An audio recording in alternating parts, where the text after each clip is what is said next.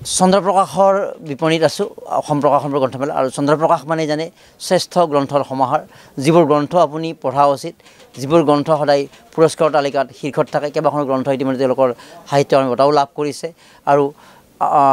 এই স্থলৰ অন্যতম এগৰাকী বিষয়ববীয়া আছে অভিনন্দন জনাইছোঁ গ্ৰন্থৰ অভিনন্দন তো কেনেকৈ আশা কৰিছে কি আহ্বান জনাব এই 10 দিনত মানুহ আহক কিতাপ কিনক আমিতো পঢ়ুৱৈ কিতাপ কিনাৰ কাৰণে ইয়াত আহিছোঁ আৰু অসম গ্ৰন্থমেলাৰ আজি প্ৰথম আৰু যিখিনি পঢ়ুৱৈ আছে সেইখিনি আহি আমাৰ ৰেহাই মূল্যত কিতাপ পাব আৰু এইখিনি মানে আমাৰ ভাল ভাল গ্ৰন্থ ওলাইছে এইবাৰ জয়শ্ৰী মহন্ত বাইদেউৰ এখন বিদুৰ বুলি ওলাইছে ৰাজনাবালকৰ এখন নতুনকৈ ওলাব ইপাৰ আৰু সিপাৰ আৰু বহুতো নতুন নতুন গ্ৰন্থ আমাৰ এতিয়া আহি আছে এইখিনিয়ে মই কৈ নিশ্চয় মই অকণমান কমলৰ লগত ময়ে কিছু কথা কিতাপৰ কথা ক'ব বিচাৰিছিলোঁ আমি চন্দ্ৰপ্ৰকাশৰ কিতাপৰ কথা জানো আৰু চন্দ্ৰপ্ৰকাশৰ বিপণীত আচলতে সেইবোৰ কিতাপ থাকে যিবোৰ কিতাপ আমাৰ যদি গানৰ ক্ষেত্ৰত চিৰসেউজ বুলি কোৱা হয় আৰু চিৰ যুগমীয়া বুলি আমি কিতাপক ক'ব পাৰোঁ মৃত্যুঞ্জয় নামৰ এখন কিতাপ জ্ঞানপীঠ বঁটা বিজয় এখন উপন্যাস বীৰেণ ভট্টাচাৰ্যৰ ইয়াত পাব ইয়ৰিংগম পাব বীৰেণ ভট্টাচাৰ্যৰ আৰু এখন পাব কবৰ আৰু ফুল প্ৰতিপদ কালৰ হুমনীয়া শতগ্নি বীৰেণ কুমাৰ ভট্টাচাৰ্যৰ কেইবাখনো গ্ৰন্থৰ কালেকশ্যন আৰু চন্দ্ৰপ্ৰকাশ বুলি ক'লে আৰু এটা বিষয় আমাৰ আহি সেয়া হ'ল মামণি ৰয়ছম গোস্বামীৰ কিতাপ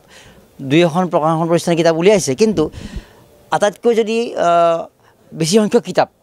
কোনোবা প্ৰকাশনে প্ৰকাশ কৰিছে মামণি ৰয়ছম গোস্বামীৰ এয়া হ'ল চন্দ্ৰপ্ৰকাশ আমি এফালৰ পৰা পুনৰ কৈছোঁ আৰু সেইবাৰ প্ৰত্যেকখন গ্ৰন্থমেলাতে এই কিতাপবিলাক মানুহৰ পচন্দৰ শীৰ্ষত থাকে চেনাবৰ সোঁত মামণি ৰয়ছম গোস্বামী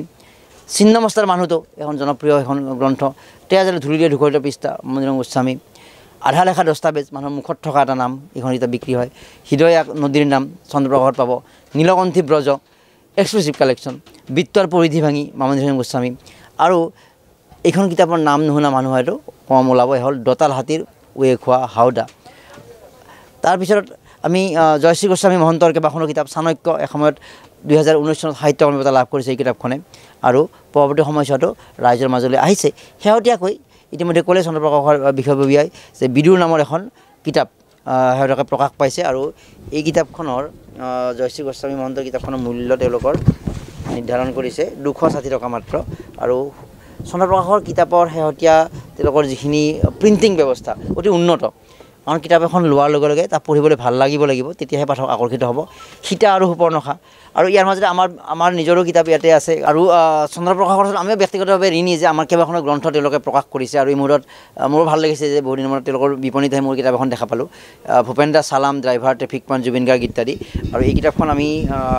কেইবাবছৰ পূৰ্বে ৰচনা কৰিছিলোঁ আৰু বিগত সময়ছোৱাত পাঠকৰ সঁহাৰি পোৱা বুলি 2011 চনৰ ডিচেম্বৰত প্ৰথম প্ৰকাশ পাইছিলে আৰু তেতিয়াৰে পৰা এই কিতাপখনে ৰাইজৰ মাজত গৈ আছে ৰাইজে মৰম দিছে কিছু পৰিমাণে আৰু কেইবাখনো আমি গ্ৰন্থ টকা হকা ৰিক্সাৱালা এখন কাব্য সংকলন আছে কলম্বিয়া আছে আমাৰ ইংৰাজী উপন্যাস এভৰিবডিও আমাৰ চন্দ্ৰপ্ৰকাশে প্ৰকাশ কৰিছিলে গতিকে এয়া মোৰ কথা কিন্তু মোৰ কথাৰ বাহিৰেও ইয়াত ভালেসংখ্যক কিতাপ আছে আৰু চন্দ্ৰপ্ৰকাশৰ বিপণীৰ আৰু এটা বিশেষত্ব যে বনদৰৱৰ কিতাপ বা আমাৰ যিখিনি ৰন্ধন কলা আৰু লগতে সৌন্দৰ্য চৰ্চা এই ক্ষেত্ৰত কিন্তু চন্দ্ৰপ্ৰকাশ আমি 1 নম্বৰ বুলিয়ে ক'ব লাগিব তেনেকুৱা এখন কিতাপ এই মুহূৰ্তত দেখিছোঁ সত্যৰাম নাথৰ কিতাপ এখন আছে ৰোগ নিৰাময়ত বনৌষধিৰ গুৰুত্ব শেহতীয়াকৈ মানুহৰ সচেতনতা বৃদ্ধি পাইছে যে বনৌষধিৰে চিকিৎসা কেনেকৈ কৰিব লাগে বা বনৌষধিৰ জৰিয়তে যে চিকিৎসা কৰাটো এটা মানুহৰ আকৰ্ষণত পৰিণত হৈছে আৰু ডক্টৰ গুণৰাম খনিকৰ নামেই যাৰ পৰিচয় বনদৰৱৰ ক্ষেত্ৰত তেওঁৰ কিতাপ আছে শংকৰদেৱক লৈ কেইবাখনো কিতাপ আছে শংকৰদেৱ মাধৱদেৱ মহেশ্বৰ নেওগ মই এফালৰ পৰা নাম কৈ শেষ কৰিব পৰা নাই কিন্তু এটা আভাস দিব বিচাৰিছোঁ যে আপোনালোকে আহক চন্দ্ৰপ্ৰকাশৰ স্থললৈকে নিৰাশ নহয় কাৰণ কিতাপ সেইবোৰ পঢ়িব লাগে যিবোৰ কিতাপে আপোনাৰ জীয়াই থকাৰ প্ৰক্ৰিয়াটোত সমাধান কৰিব পাৰে আপোনাৰ জ্ঞান বৃদ্ধিৰ লগতে আপোনাৰ জীয়াই থকাৰ ক্ষেত্ৰত যথেষ্ট সমাধান দিব পাৰে লোক সংস্কৃতিৰ এখন বিশেষ কিতাপ পূৰ্বৰ পৰা এখন কিতাপ বিক্ৰী হয় নবীন চন্দ্ৰ শৰ্মা অসমৰ বিশিষ্ট তেওঁ লোক সংস্কৃতিৰ সাধক আছিলে তো ডক্টৰ মালিনী গোস্বামীৰ কিতাপ আছে সেইদৰে আছে সংস্কৃতায়ন আন এখন গুৰুত্বপূৰ্ণ কিতাপ চন্দ্ৰপ্ৰকাশত গোটেইখিনি আৰু মহেশ্বৰ নেওগ অসমীয়া সাহিত্যৰ ৰূপৰেখা এখন অসমীয়া সাহিত্য বিষয়ক উন্নত গ্ৰন্থ আৰু ভাষা বা বিভিন্ন বিষয়ক কথা তাত উল্লেখ আছে মহেশ্বৰ নেওগৰ আন এখন গ্ৰন্থ ইয়াত পাব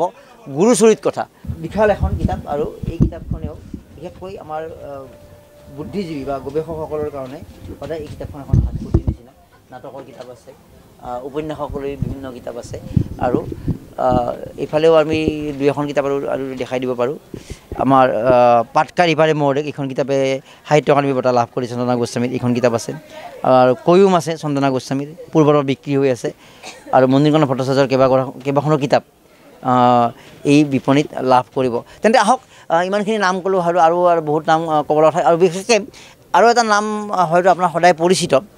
আৰু সেয়া হ'ল হিতেশ ডেকা। হিতেশ ডেকাৰ ভাড়াঘৰ নপৰা মানুহ যদি কোনোবা আছে, আমি আৰু বিচাৰি নাপাম হয়তো। এইটো জীৱনৰ খণ্ড নপঢ়া মানুহ হয়তো কোনোবা আছে যদি আমি নাজানো। তো কেইবাটাও খণ্ড, তিনিটা খণ্ড, প্ৰত্যেকখন গ্ৰন্থমেলাত সেই প্ৰথম প্ৰকাশ কেতিয়া পাইছিলে আমি সেইটো যদি চাওঁ, এইটো জীৱন প্ৰথম প্ৰকাশ পাইছিলে, এয়া চনটো প্ৰথম প্ৰকাশ ৪ৰ্থ সংস্কৰণ 2014 চনত, 14 নম্বৰ সংস্কৰণ। তাৰ পূৰ্বে আৰু কিমান প্ৰকাশ পাইছে। ভাড়াঘৰ নিশ্চয় আপুনি পঢ়িছে, আৰু আপুনি কিমান চনত পঢ়িছিলে, পঢ়ি কেনেকুৱা পাইছিলে এটা কমেণ্ট কৰি জনাব আমাৰ এই সংবাদৰ মাধ্যমতে। 13th এডিশ্যন 13th সংস্কৰণ 2014 চনত প্ৰকাশ পাইছিলে। তাৰ পূৰ্বেও এই কিতাপখন প্ৰকাশ হৈছিলে। আৰু হিতেশ ডেকাৰ আচল মানুহ এইখন কিতাপ, আৰু মাটিকাৰ, কামপত্নী, আমাৰ নিজাৰিতা সতী, গৰাখহনীয়া, গাঁৱৰ মানুহ, সীমাৰ কাজিয়া, বৈৰী মানুহ, ত্যাগ, জীৱন সংঘাত, ভালেসংখ্যক মুঠতে কেইবাখনো কিতাপ আমাৰ হিতেশ ডেকাৰ ইয়াতে উপলব্ধ হৈ আছে। আৰু জুবিন প্ৰেমীসকলৰ কাৰণে এখন কিতাপ, কপিল ঠাকুৰে জুবিন গাৰ্গৰ বিষয়ে এখন লিখা কিতাপ, যে জুবিন গাৰ্গে পুত্ৰই সংগীতৰ জগতত থকাৰ গোটেই কথাবিলাক, বিভিন্ন কথা, পিতৃ দৃষ্টিত জুবিন গাৰ্গ, এই কিতাপখন ইয়াতে উপলব্ধ। আৰু ভূপেন হাজৰিকাৰ বিষয়ে কিতাপো আছে। তেতিয়া আহক আমি এইকেইদিন এই কিতাপৰ আৰু এখন কিতাপৰ কথা কওঁ, অনুৰাধা শৰ্মা পূজাৰীৰ সোণ হৰিণৰ চেকুৰ, এখন ভাল লগা কিতাপ, শব্দ আৰু সত্য আছে, মণিকৰ্ণিকা ভট্টৰ